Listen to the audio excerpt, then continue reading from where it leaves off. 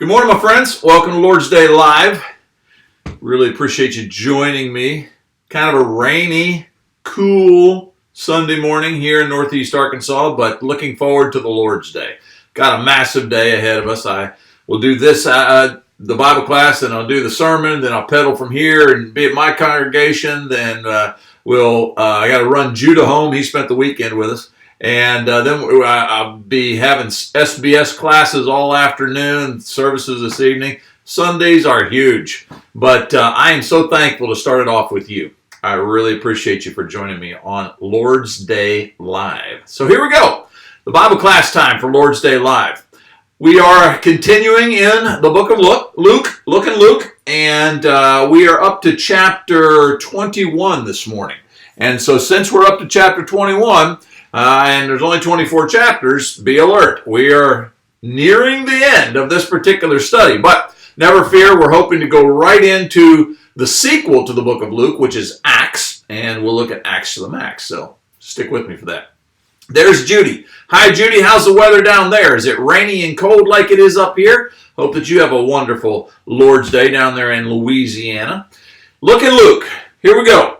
By way of review, and I know some of you think, why does he do this every time? It's because one of the primary teaching methods is that you repetition. Jesus, the master teacher, he used it all the time, over and over and over again. In fact, he said things over and over again they just didn't get, like we're going to talk about in chapter 21 with regards to the end of days, end of times, the Lord's return, all of those kind of things. They just did not get it. It doesn't seem that until he was on the cross, and their whole world was pulled out from under them, that they really started thinking, what was he talking about? And it's not until after the resurrection that full recognition comes. And I think that it probably was even throughout the rest of the first century, as they're receiving the inspired word of God, that they're finally putting the puzzle pieces together. But it wasn't because God hadn't told them.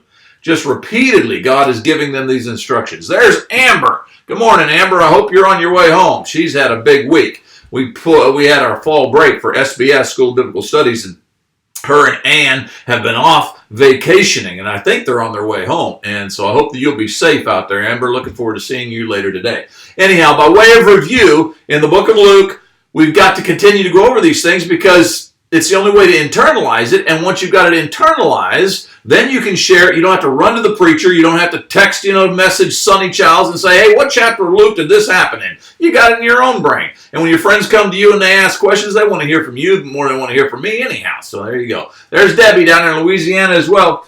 Chapter 1, prophecy that John the Baptist and Jesus will be born. John gets born. Chapter 2, Jesus comes. So we're coming up on the Christmas story here, and so this is a chapter that you might want to read and refresh in your mind. Chapter 3, we've got the family tree of Jesus. My mother loves that one because she's into genealogy. Chapter 4, we've got the 40 days of temptation. 5, a bunch of folks start gathering themselves to Jesus. A bunch of students wanting to learn from him, and so they start gathering. Students is another word for disciples. And then from that big mass of disciples, he chooses 12. 2 times 6 is 12. So in the 6th chapter, we get our 12 apostles. Chapter 7, John's going to ask the question, are you the Christ? Did I do my job as a setup man? Chapter 8, we're going to calm the storm on the Sea of Galilee. Well, we won't. Jesus will. Chapter 9, we've got the Transfiguration. 10, Good Samaritan. 11, teaches the disciples to pray. 12, lay up your treasures in heaven. 13, turn or burn.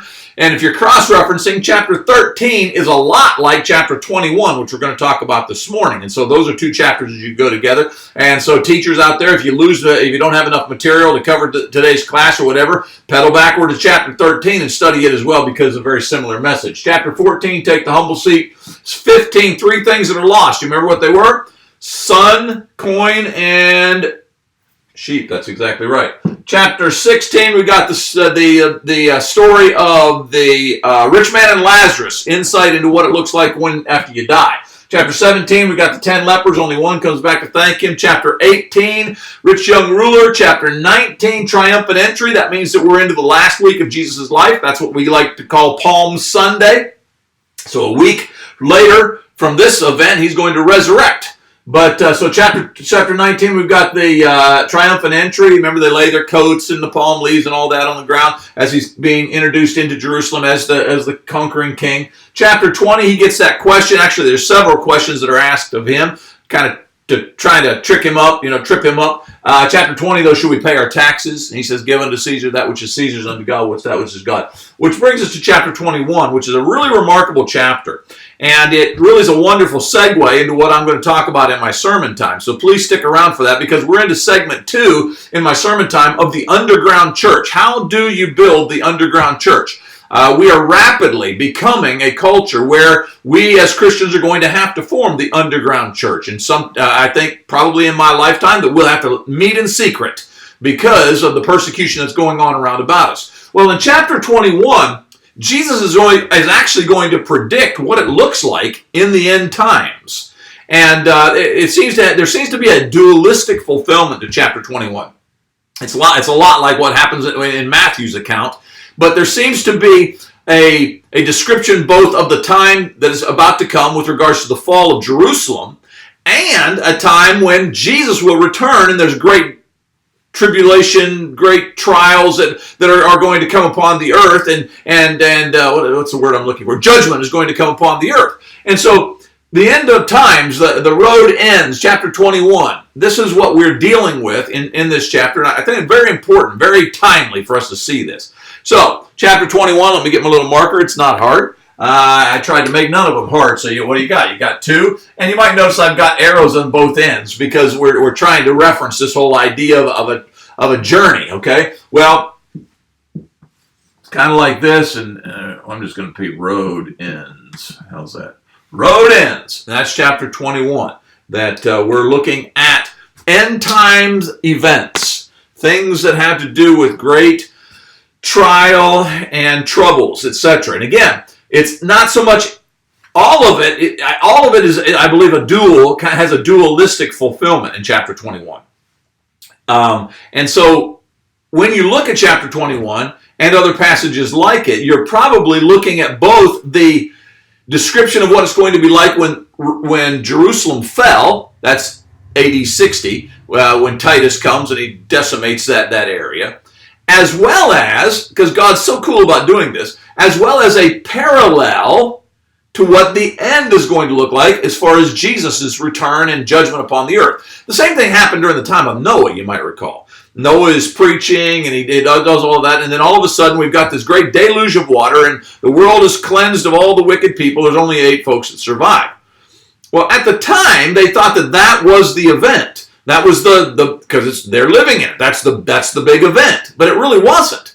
Peter is going to say many, many years later, Peter is going to say that event actually is only a foreshadowing of baptism and how that the water of baptism actually saves us. Well, I think the same thing is true of the fall of Jerusalem in AD 70. I said 60, didn't I? AD 70. In AD 70, when the fall of Jerusalem takes place, that is only a foreshadowing of what the big event is going to be in the future when judgment comes down upon the world. And so there's kind of a dualistic prophecy going on in chapter 21. We'll see that in detail here in just a moment.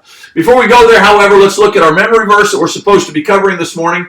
Chapter 21, verse 27. And then shall they see, and then shall they see, and then shall they see. Say it 5 times. The Son of Man coming in a cloud with power and great glory.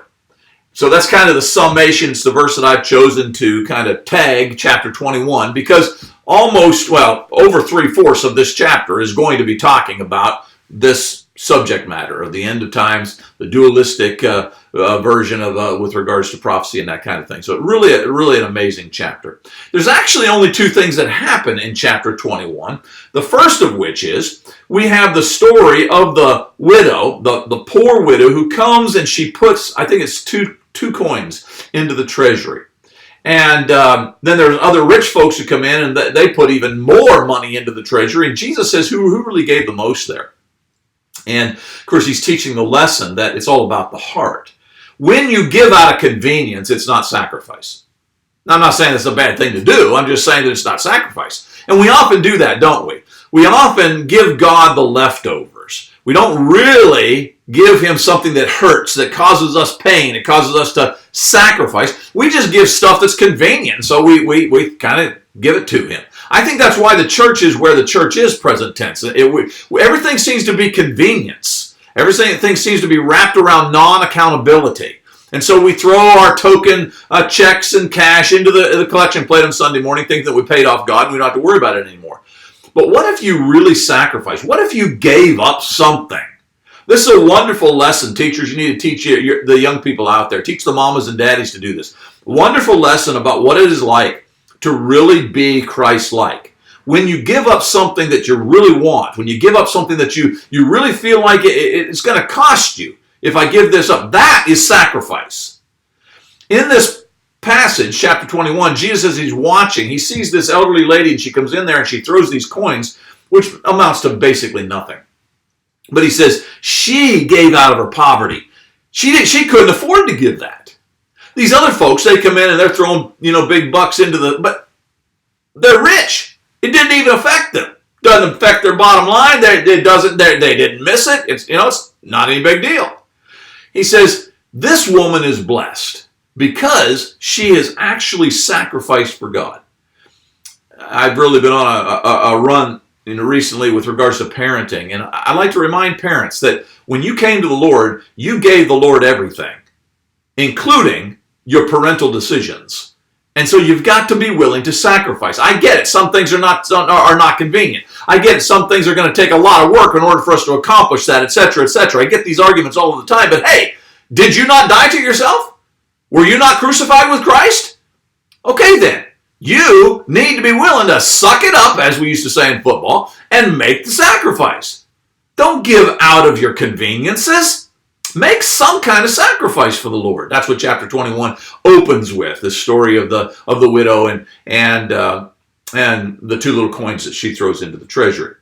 But then we launch into a rather lengthy section, in fact it covers the rest of the chapter, on this subject of what's it going to look like when judgment comes. And I'm going to do something that I don't normally do on our Bible classes, but I'm going to read. And I generally leave this up to the teachers to make sure that they do this. But there's just so much in this passage that's marvelous, and it's really impacting me present tense in my own ministry that I thought to myself, I'm going to take just a few moments and we're going to actually look at this. So if you got your Bibles, look in Luke chapter 21. Will you just with me real quick? In Luke chapter 21, you'll notice as you open this thing up, verses 1 through 4, you've got that story about the widow. Okay, well then as you move on into verse 5, it says, some of his disciples were remarking about how the temple was adorned with beautiful stones with gifts dedicated to God. Please stick around for my sermon because this is so applicable to that. So the disciples are looking around and saying, look at all this glitz and glory. Look at all the conveniences we have. Isn't it marvelous, the temple? Very much like what we have done with the church building. The church building has become the centerpiece. And we're very proud if we can have a big marquee. We're very proud if we can have comfortable pews that are padded and we got the PowerPoint projection systems and all of those. Not that any of that is necessarily bad, but when they become the point and they remove sacrifice, first part of this chapter, so that we're just enamored with conveniences, it really takes away from the passion of worship. And so the disciples are looking around at the beautiful stones and the gifts that have been dedicated to the temple and saying, wow, look at this. Jesus, seeing that they are enamored with all this materialism and convenience, Jesus says this, as for what you see here, the time will come when not one stone will be left on another. Every one of them will be thrown down. That's verse 6.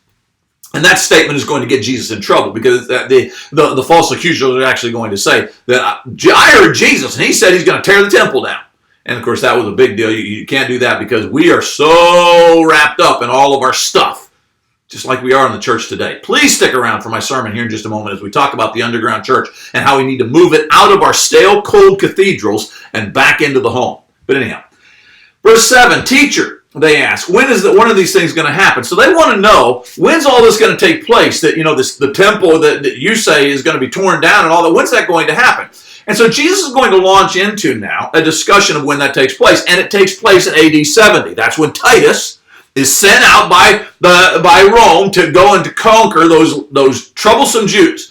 And so he's going to go down there and he's going to wipe out that area. He's just going to decimate that area. And so that's when it's specifically going to happen. But Jesus, who's always way out in front, he's always ahead of us, he is also going to give us some descriptions about how it will look in the end when the world actually comes into judgment. And that's what I believe you and I are living in those days. I believe it's very, very likely that these descriptions that he is giving us here are things that are going to play out in your lifetime. And so let's just read a few of them. Then he said to them, nation will rise up against nation and kingdom against kingdom. Verse 11, there will be great earthquakes, famines, pestilence in various places, fearful events and great signs from the heavens. We've seen all of those kind of things. In fact, throughout history, those kind of things have played at various points. And so the signs are there. We need to be watching for them. He's going to tell a parable at the end of this to make that very point. But before all of this, and this is where I wanted to get, but before all of this, verse 12, they will lay hands on you and persecute you. They will deliver you to the synagogues and to prisons and will be brought before kings and governors, and all on account of my name. That happened before the fall of Jerusalem. But it also happens present day, right now, as we speak. There are many folks who are persecuting the church around the world. I see things daily on the news feeds about Christians, your brothers and sisters in Christ, who are tortured and are dying for the sake of Jesus Christ. I believe that it is rapidly coming our way. We have a presidential candidate right now who suggests that if he becomes president, the best thing he can do for our nation is to remove all tax-exempt status from any church who will not support the gay agenda. See, these are the opening volleys. These are the moments that are beginning to show that we are going to see this kind of persecution. And so I think that what is being said here, again, is dualistic. It's not just speaking of the time when Jerusalem fell, but it's also speaking of the time that you and I are presently living in. He goes on to say, verse 15, for I will give you words when that time comes. Verse 16, you will be betrayed by parents, brothers, relatives, and friends, and they will put some of you to death. We're seeing it happen in the church today. Some of our closest friends will not stand with us. Some of our closest friends and family turn and walk away from us because they are more enamored with conveniences. They're more enamored with the way it's always been. Just, Sonny, don't rock the boat. Sonny, just stay the course. They're more enamored with that than they are with what Jesus would say. Just yesterday I was called a preacher of doom and gloom. Well, the fact of the matter is I'm in good company. Jesus was a preacher of doom and gloom. Look at this chapter. Paul was a preacher of doom and gloom. When he writes to Timothy in 2 Timothy chapter 3, he talks about the last days. Peter was a preacher of doom and gloom. Right after the gospel sermon in Acts chapter 2, as he concludes, it says he went on to preach at length, evidently, telling them that they need to save themselves from the perverse generation. There is nothing wrong with preaching the truth and preaching it passionately. And if you're going to interpret that as doom and gloom, then so be it. But it's the message of Christ, and I'm in good company when I do it, because Jesus would tell us, Luke chapter 21, that not only did it happen during the time that Jerusalem fell, but it's coming our way as well. We've got to sit up and pay attention. Got to hurry because I'm going to run out of time here in my Bible class. Then he gives some specifics with regards to the fall of Jerusalem itself. He says, when you see Jerusalem surrounded by armies, you will know that the desolation is near. Then let those who are in Judea flee to the mountains, lest those in the city let those in the city get out, and let those in the country not enter the city. Essentially what he is saying here in Jerusalem is that if you pay attention, then when it comes time and you see the army surrounded, you'll get out of town, get out of Dodge, as it were. Josephus, the Roman historian, documents that there were many Christians who actually left Jerusalem prior to what took place in AD 70, the fall of Jerusalem, because they were paying attention. They remembered what Jesus had said. Well, the same thing is true of you and I. It's time to build the boat. It's time to get on the boat. It's time to recognize that we are living in the last days, and the preachers who are teaching that we need to make preparations, they're the ones who should be paid attention to, not the ones who are going around doing anything and making any compromise to ingratiate themselves to the general populace. We need to listen to those who are willing to tell us the truth, even when it's hard truth. But I want to hurry to my end. Then after he gives all of these details, which again I think is very dualistic, both for the fall of Jerusalem and for what is coming in our lifetime probably. Verse 29, then he's going to tell them a parable. Look at the fig tree and all the trees. When they sprout leaves, you can see for yourselves and know that summer is near. Even so, when you see these things happening, you can know that the kingdom of God is near. The last thing that he says in chapter 21 is that you and I are not left in the dark. that we have been given information. I cannot predict for you the day that Jesus is going to return. I don't even know that his return is going to be in my lifetime. But I can predict to you, for you, that we live in prime time.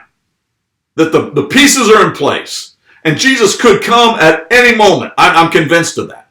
And if it's not the return of Christ, all you got to do is look at the consistent nature of God with regards to sin, and you can recognize that God has to, within a short order, he's got to bring down horrible judgment upon this nation because of our perversion that parallels the times of Noah. And so, yes, chapter 21 is very apropos. It's something that we need to study, we need to recognize, and we need to get into our heads. And so if I got excited there's a reason for it. I beg of you to stick around for my sermon here in just a moment as we talk about the underground church, because I think that Luke chapter 21 is telling us some of the conditions that are presently upon us and therefore point to the fact that we need to return to what the first century church was doing when they established the underground church. All right, I need to erase this because, oops, almost pulled my thing off of there. What comes next? I think it's the doodle, isn't it? Yeah. Have your students draw a picture of Jesus coming in the clouds, or invent a better clue for this particular chapter if you want. Remember, there's two things that actually happen in the chapter. You could have the widow putting the two coins into the treasury if you wanted to. See, and invent a better chapter clue if you want. Obviously, the majority of this chapter is about the signs of the end, and so remember that we need to pay attention, and we need to make sure that we internalize that with our students. And so if they can draw it and internalize it, then that will be good. Got something stuck in my throat there. All right, step out of the way, Sonny Giles, so that everybody can see the questions. Teachers, take a picture of that. Again, you've got the passages here. If I did not answer the question, you can answer them by doing your own Bible study. And again, I remind you that you can cross-reference chapter 21 with chapter 13, where it talks about repent or perish, turn or burn, because the two chapters are very similar.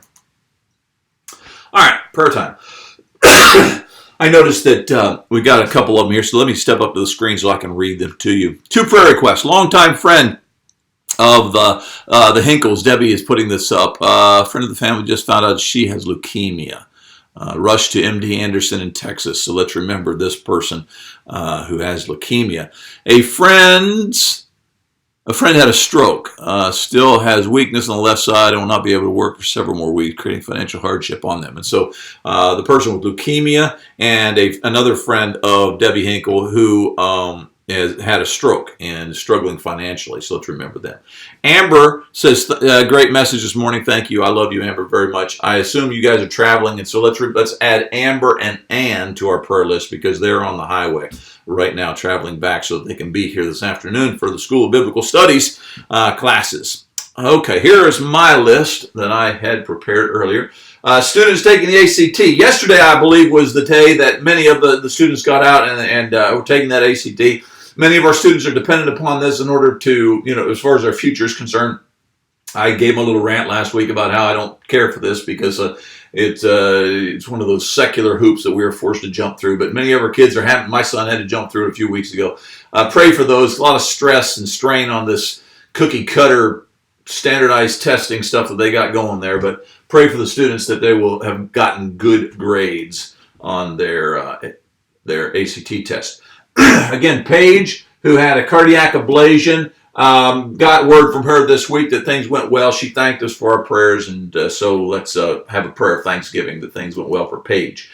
The Supreme Court, you might know, stick around. On Monday, I'll be talking somewhat about this, I expect, on last day's live, but the Supreme Court recently decided not to hear a case about a young person who was forced to write an Islamic prayer. It's actually a commitment to Allah. It was forced to do that. I'm told got an F because this individual refused to do that in the public school system. And the Supreme Court decided it didn't rise to the level of importance for them to deal with that. And so there we are. The highest court of the land is not willing to deal with the intrusion of Islam within our culture, specifically in the public school system. We're in a world of hurt, folks. Let's be praying for the Supreme Court that they will have a wake-up call. And let's praise God for our president, who's trying to put some conservatives on that Supreme Court in order for us to have a conservative dominance there for years to come. Several friends that I'm trying to reach for Christ. Last week I mentioned I've got 2. That list is expanded now. I've probably got 5 or 6 who I'm specifically looking at as individuals that I would like to have God open a door for me to have further conversation. Got to speak with one of them this past week. Actually, got to speak with 2, 3, 4 of them this past week, and told them that I was praying for them, that kind of thing, hoping that those doors will open. Please pray for me that God will allow me to walk through those doors. And obviously pray for yourself that God will open doors for you, because that is the Great Commission, isn't it? That we are supposed to be targeting folks. That sounds, I don't know, maybe not like the way we want to look at it, but that's it. When he says go and make disciples, that's what he means. Target individuals. There are certain people who you have in your context who are worthy of your time. Many, probably most folks, have proven themselves not to be worthy of your time. So don't cast your pearls before swine. But there are some who you know have opened the door to their heart to a further exploration of who God is and what he can do in their life. Those are the disciples that we are called to make for Jesus Christ. So pray for yourself as well. 2 friends, as I've told you in the past, got young ladies actually who've got issues with their back. And I haven't heard from either of these 2 recently, so I'm not sure what I can say as far as an update is concerned, but I assume that it continues to plague them. And so if you will, please pray for them. Debbie posted something. Dear husband, I think. I'm not sure if that was what from earlier on, or we're just talking about her husband, a friend of mine who had neck surgery. Debbie, you might give me clarity on that. Dad, my own personal father. Dad had cataract surgery 2 weeks ago, I guess, and it didn't really help. And it was on his weakest eye. He's got another surgery, I believe, scheduled. I'm not sure. It's coming up. And this one's on his strong eye, the strongest eye he got, and it's not a good eye, but his right eye. He gets various reports about whether or not he's got glaucoma. One doctor will say he does, another doctor will say he doesn't, but his eyes are not bad. And yet he does so much study. I mean, all day long. He is studying the Bible so that he can prepare for 3 sermons a week, as well as teaching 1 class at the School of Biblical Studies. He's 80 years old. His body's falling apart, but man, do we need him. Pray for my dad, his eyes, and his blood pressure. It skyrockets, then it bottoms out, and the doctors just don't have a clue on how to help him with that. They've talked about a pacemaker, etc. But pray for Dad, because we sure do need him. He works with me all the time. 80 years old, he's working with me at MAP, trying to make sure that the cabins are ready for the upcoming events and stuff. He's just an amazing guy. And then lastly, children's hospitals. I think I told you that last weekend, we actually had the blessing of visiting the Le Bonheur Children's Hospital in Memphis. And talk about an amazing facility. Several years ago, you might recall, Judah was airlifted from here in Paragould, taken to the Children's Hospital in Little Rock. And I'm telling you, when you go to these places and you see these little children who are suffering, and then when you're finally able to check out and you realize what the amazing job they had done for your child, you just want to hug and kiss every doctor and nurse and staff person, janitor that's in that place. Pray for children's hospitals because they do an amazing work. All right, there is the prayer list. I need to step over here and transition into the sermon time. While I do, please pray about these things, and please stick around for this sermon time. We're into our second segment of the Underground Church. I think it's something you'll want to hear.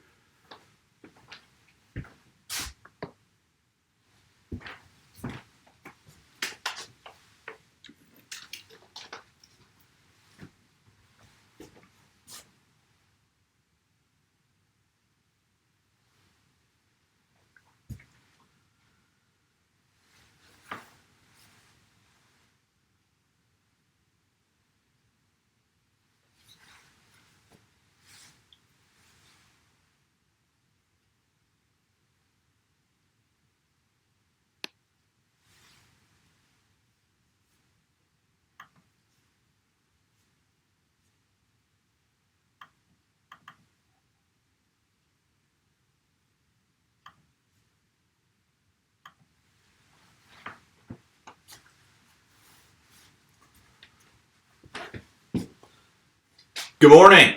Thank you for joining me for the sermon segment of Lord's Day Live. really have an important lesson for you today. We're building on last week's lesson with regards to establishing the underground church and what does it take in order for us to get there. Recently, I've been watching, and you've been watching. I hope that you join me on Monday nights at 8 o'clock for Last Days Live, because it's at that time that I try to document some of the things that are happening within our own nation that really ought to disturb us. We are rapidly becoming a culture that is opposed to Christianity. You might recall that, or you might have seen it on the news, that just this past week the Supreme Court rejected or decided it wasn't important enough for them to hear a case of a young person who was forced to write it's a prayer, it's basically a dedication to Allah, the Islamic God, and because she refused to do that, she got an F, I'm told, on that particular assignment. And that has worked its way through the courts, and the Supreme Court decided, no, it's not worthy of us talking about. And so I guess it's going to stand as far as her grade is concerned, and the disinterest that our highest court has in the invasion of our culture by the Islamic individuals. That's where we're at. I think it's coming down the pike, soon coming down the pike, that we're going to see tanks are going to be pulling up to our churches, and we may find that armed individuals will be hauling Christians off, people such as myself who speak out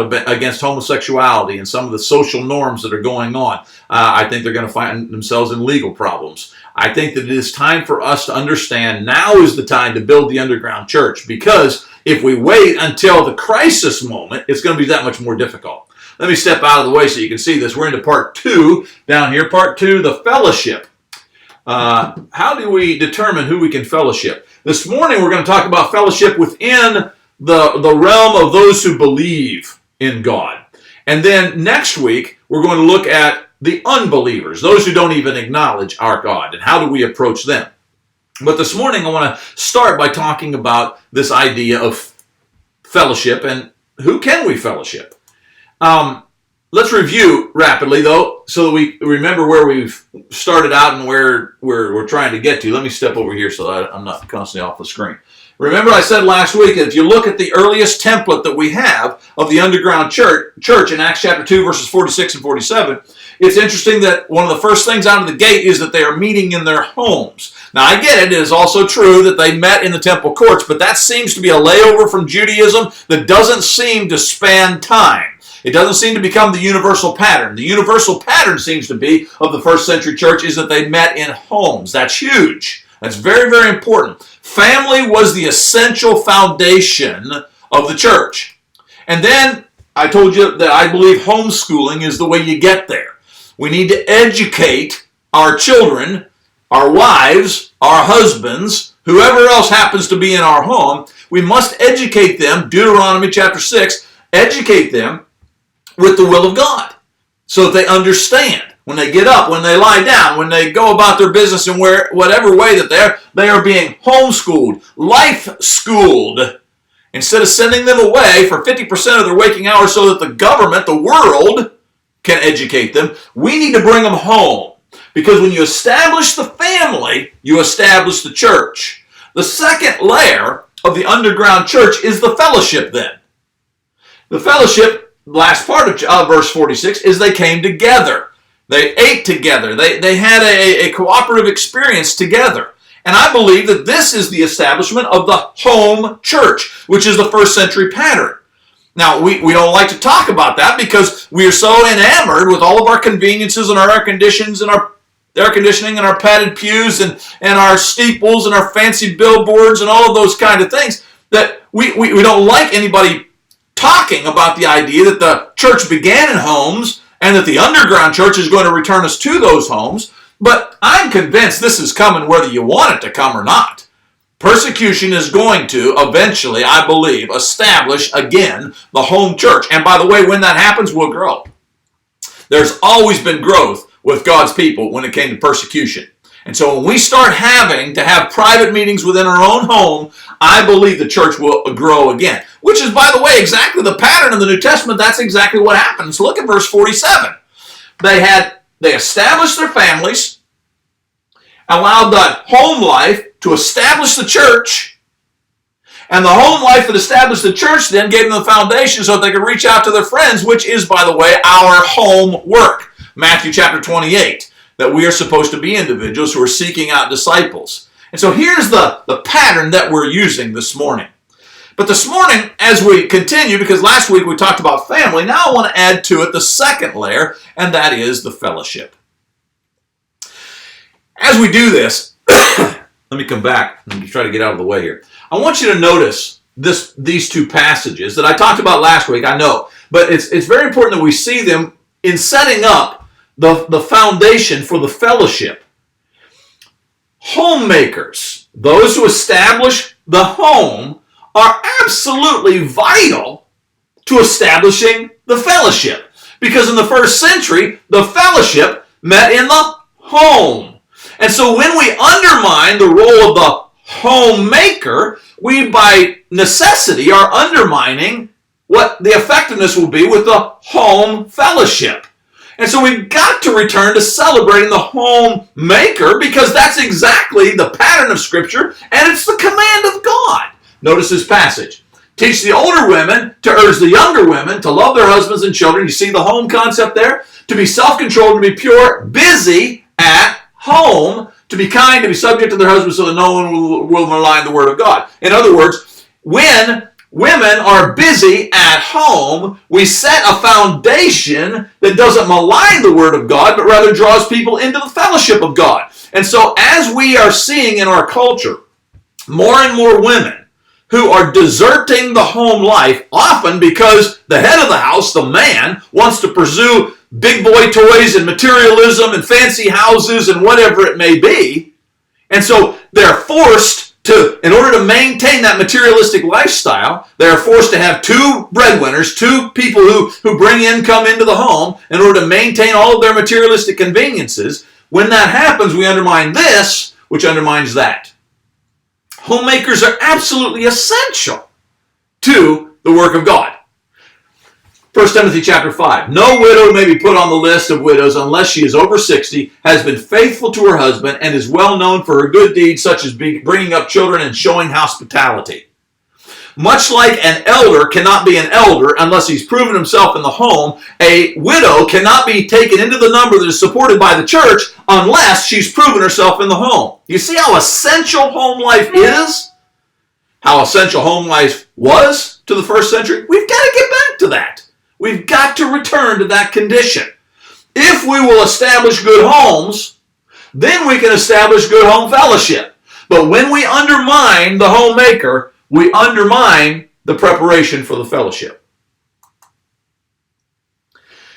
This morning, I want to talk about Fellowship of the Rings. Years ago, I wrote a book entitled Fellowship of the Rings, and I'm going to use part of that in my book that I'm now writing on the underground church. One day soon, I hope that book will be available, but so many things going. I haven't had a lot of time this week to work on that, but I hope that book, it will be coming down the pike, and it's going to actually be 3 sections. We're going to talk about family, how you can establish a good family. We're going to talk about fellowship, how you can establish a good fellowship. We're into that right now. And then thirdly, friends, how you can reach out to your friends and bring them to Christ. But we're into the second segment now, as I showed you in the previous screen. You got family, then you go to fellowship. We're into the second segment of fellowship. Who can I fellowship?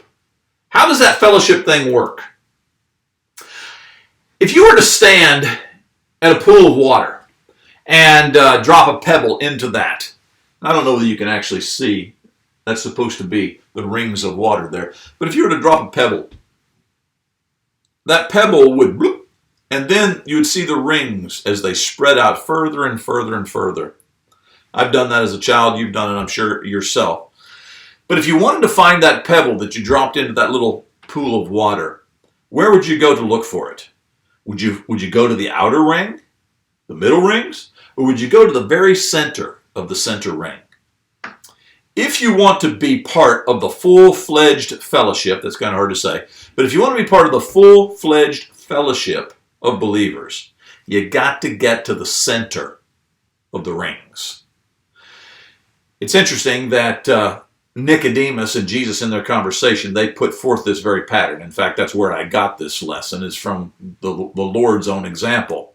But in this passage that we're going to see in John chapter 3, we find the story of Nicodemus, a a prominent Jew who comes to Jesus by night, and he's going to address Jesus. And it's interesting how he comes and he begins his journey here.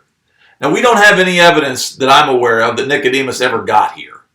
But he's beginning the journey, it seems. He does get to a place where he will, as you know, along with Joseph of Arimathea, he's going to ask for the body of Jesus. And so there's something about Jesus that really took to him. He had a real appreciation for Jesus. Even to the point that he would risk his character, his reputation at the end when Jesus, this renegade preacher, was strung up and put on the cross. Once the body is off, he will come and he'll help take the body down. And so he's on this journey. And it's a rather remarkable journey. But I'd like to point out what happens in this journey. First of all, I'm going to step off the screen, but first of all, I want you to notice the word God over there. This is the first level, is to acknowledge the one true God. There was a Pharisee, a man named Nicodemus, who was a member of the Jewish ruling council. He came to Jesus at night and he said, "Rabbi," which means teacher, "we know that you're a teacher who has come from God." Come from God. So he acknowledges that this teacher, Jesus, is from God. So he acknowledges there is a God. Of course, he's a Jew. But he acknowledges that there is a God, and he acknowledges that Jesus came from God. And the evidence he gives is, for no one could perform the signs that you're doing if God were not with him. And so he acknowledges, so as Nicodemus is traveling towards the center of the rings, the first thing he does is he comes into this ring, and he acknowledges the one true God. But I would suggest to you that he doesn't go far enough, because notice that he calls him a teacher, not the Messiah. He doesn't acknowledge him as the Christ. He's going to stop short of that. There are many in our culture who do the very same thing. They will acknowledge that there is a God, but they're not ready yet to acknowledge that Jesus is the Christ. And so they'll come this far and they'll say, "I'm dependent upon God. I recognize that there had to be a supreme being and all of that kind of thing. But this Jesus stuff, I don't know. It seems like that, the Bible is kind of made up stories, and I don't know that Jesus really did all of that kind of stuff." They're not really ready to enter the second ring of fellowship. They come to here, but they're not comfortable going here. That's the way Nicodemus, it seems, was as well. Now notice the conclusion of this passage. Jesus replies to Nicodemus, "Verily," or "very truly," I'm reverting back to the King James, "very truly I tell you, no one can see the kingdom of God unless they are born again." Nicodemus says, "Well, how can someone be born again when they're old?" Nicodemus said, "Surely they cannot enter a second time into their mother's womb to be born." I believe that this was just a deflection. He's trying to deflect from what he knows to be true. You see, Nicodemus, being a teacher of the law, he understands the concept of baptism. Did you know that they were baptizing people long before Jesus came on the scene? Even long before John the Baptist comes on the scene. Baptism was a common practice, religious practice that took place in the day. And when Jesus comes along and he attaches baptism to his own death, burial, and resurrection, we see that this baptism experience is not just significant, it's absolutely essential, because, as we'll see here in a moment, Peter's going to say that's where you actually get the Holy Spirit. But Nicodemus isn't ready for all that. Nicodemus is happy to say, "Yes, I believe in God. I'll even say that you're a teacher, but I'm not ready to go into this second ring calling you the Christ." And he's certainly not ready to come into the third ring of water and spirit. Notice what Jesus is going to say. He says, "How can I get born again?" Jesus answers, "Verily," there we go again, "very, very truly, I tell you, no one can enter the kingdom of God unless he is born of the water and the Spirit." That's the center ring of fellowship. That's when you get smack dab in the middle of those who we have all things in common, Acts chapter 2. This is the center part of fellowship. Now, I'm not suggesting you can't have fellowship with folks in these outer rings, but what I am suggesting to you is that the folks in the outer ring are not going to be the same, or have the same level of intimacy, or should not have the same level of intimacy with you as those who have submitted to water baptism to receive the Holy Spirit of God. You see, this is what causes problems for us in our restoration movement churches, is that we have many friends who have come here. They're willing to go that far. They acknowledge there's a God, they acknowledge Jesus is the Christ, but this whole idea of being baptized in order to receive the Holy Spirit and for the forgiveness of sins that Peter clearly says is what has to happen, they're not willing to go there. And so you've got folks who've come this far, you've got folks who've come this far, but they're not willing to go this far. Your fellowship with folks out here is going to be limited because they admit that they are dependent upon a supreme being, but they're not willing to accept Jesus as their Christ, the Messiah, the chosen one. They claim that his stories are somewhat fairy tales. You see how your fellowship's going to be limited here. You just can't bring them into full fellowship. And then there are folks here that will acknowledge that Jesus is the Christ. He is the Son of the living God. They'll even claim to make him Lord, but they're not willing to make him Lord to the extent that they would submit to what he tells us in this passage. And his folks will tell us in Acts chapter 2, Romans chapter 6, that they need to be born of the water and the Spirit baptism. They're not willing to go that far. These are the folks who you can have the most intimate fellowship with, because the first level are folks who are just dependent upon God.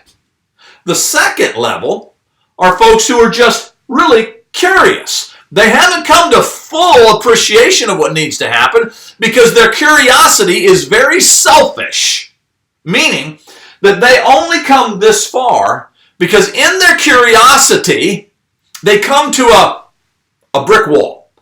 You're telling me that I have to be baptized in order to have salvation? I just don't buy that. You see the curiosity? I just don't buy that. My curiosity is about God, but because it's my curiosity, I'm not willing to go into a level that goes beyond curiosity and goes to submission.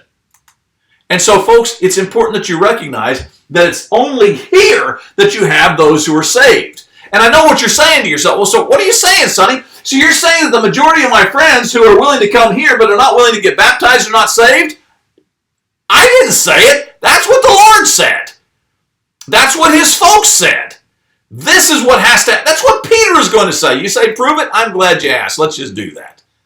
Notice this chapter. Acts chapter 2, verses 36 to 38. Such a marvelous, marvelous passage that has to do with these three steps that we're talking about right here. Therefore, let all of Israel be assured that this God has made Jesus, whom you have crucified, both Lord and Messiah. Remember where we're at, day of Pentecost. And Peter has preached that marvelous sermon. And he said, you killed God.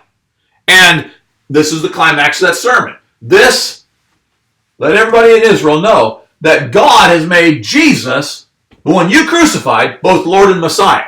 Well, that's going to resonate with them, and they're going to be impacted by that, and they're going to say, well, what do we need to do? Brothers, what shall we do? First of all, notice that they are willing to acknowledge God. They're Jews. That's not a hard step. They've been doing that pretty much all of their life, okay? But the second step that Peter is going to say is that they need to also acknowledge Jesus as the Christ. That Jesus who you crucified, God has made him Lord and Messiah. Watch what Peter is going to say in verse 38. Peter says, repent and be baptized everyone in the name of Jesus Christ. Second level of fellowship is that you have to acknowledge that Jesus is the Christ. Is that enough? Well, most folks in Christendom today would suggest, yeah, that's plenty. Stop right there. Don't have to go any further. But that's not Bible. The Bible clearly gives us the pattern of the inner ring. And you got to go there if you want to be in full fellowship. And so, lastly, he's going to say, and you will receive the gift of the Holy Spirit. Inner ring. By the way, keep it in context. When do you get that gift of the Holy Spirit in the inner ring? It's when, water, it's when you're baptized. Do you see how this whole pattern plays out even in the New Testament scenario, and thus gives us the template that we can use with regards to the underground church? The fellowship of the rings. There are going to be folks that we're going to encounter who are going to acknowledge God. But that's as far as, it's just, I realize I'm dependent upon a supreme creator in order to breathe, but I'm not willing to be submissive to him. That's a level of fellowship, but it's not much of a level of fellowship. And you've got to move that person beyond that if you want to have real intimacy as far as spiritual things is concerned with them. And then maybe eventually they say, okay, I buy that. Jesus is the Son of God. I am convinced. I'm convicted that Jesus is the Son of God, but this whole baptism thing, I'm not doing that. You see that they're moving, but they're not where they need to be because they're not in full submission to the message. Jesus says to Nicodemus, you got to be born of the water and the Spirit. Peter says, inaugural sermon on the first day of the Lord's church, he's going to say the exact same thing that Jesus says to Nicodemus. He's going to say that to the folks. You got to be born of the water and the Spirit. He's going to tell them you need to be baptized, that's water, and you receive the gift of the Holy Spirit. This is the journey that we must take. Only when you get here do you have full fellowship. And so may I say that only once you find folks who are willing to come this far can you have full confidence in your underground church that these are individuals who are in full submission to the will of God.